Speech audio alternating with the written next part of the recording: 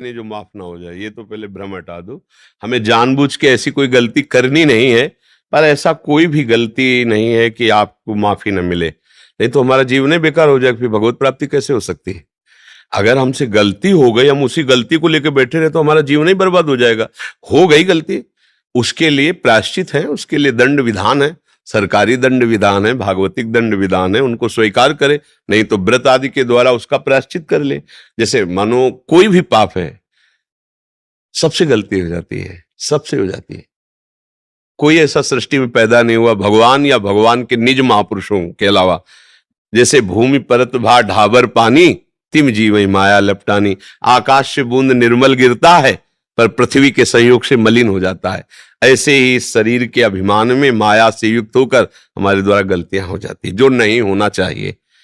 पर ऐसा नहीं कि गलती हो गई तो अब हमारी उन्नति ही नहीं हो सकती, अब हम भगवान को प्राप्त नहीं कर सकते। नहीं, भगवान के श्रीमुख के वचन है, अपिचेत सुदुराचारो भजते माम अनन्य भाग साधुरिव मंतव्या सम्यक व्यवसिता। ऐसा सु कहते हैं बड़े सुंदर ढंग से, सांगोपांग दुराचार करने वाला हो। सांगोपांग मतलब कुछ कसर नहीं रखा, सब कुछ करने वाला घोर दुराचारी।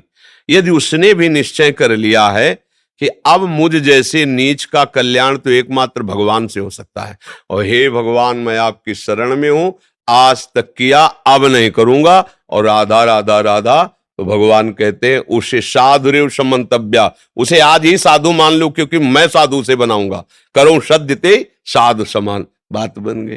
इससे मुझे लगता है कोई ऐसा पाप त्रिभुवन में नहीं है जिसका प्रायश्चित न हो, जो हमारे को भगवत प्राप्ति ना होने दे। बात पक्की समझ लो।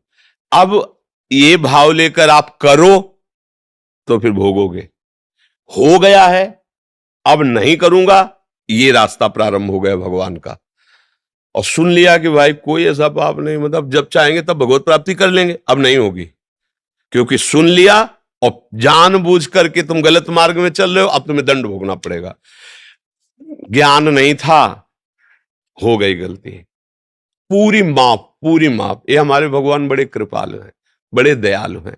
अगर वो दया न करे तो हमारा आपका किसी का भी कल्याण न हो, क्योंकि कोई ना कोई गलती जन्म जन्मांतरों में ऐसी हो ही जाती है, बहुत सी गलतियां हो जाती है। अब ज्यादा उन गलतियों की तरफ हम ना चिंतन करें, गलतियों ने हमारा पीछे का समय तो नष्ट ही कर दिया, अब चिंतन लेके बैठे तो वर्तमान का समय नष्ट हो रहा, तो हमारा समय ही तो नष्ट किया जा रहा है। जो हुआ मिट्टी डालो, वर्तमान को सुधार लो, अब वो गलती दोबारा न होने पावे। राधा राधा राधा, और हे प्रभु क्षमा करो, तो सबसे बड़े पिता हैं, सबसे बड़े माता हैं, वो दुलार करके हमें क्षमा कर देंगे। जैसे अपने बच्चे से कोई गलती हो जाए तो माता पिता इतना हृदय में रखते हैं कि चाहे कुछ भी बेचना पड़े हम तुम्हें बचाएंगे, नहीं रखते? तो उनको तो बेचना खर्चा है, वो तो न्यायाधीश है, अखिल लोकों के स्वामी है, वो हमको बहुत प्यार करते हैं, हम सबको प्यार करते हैं।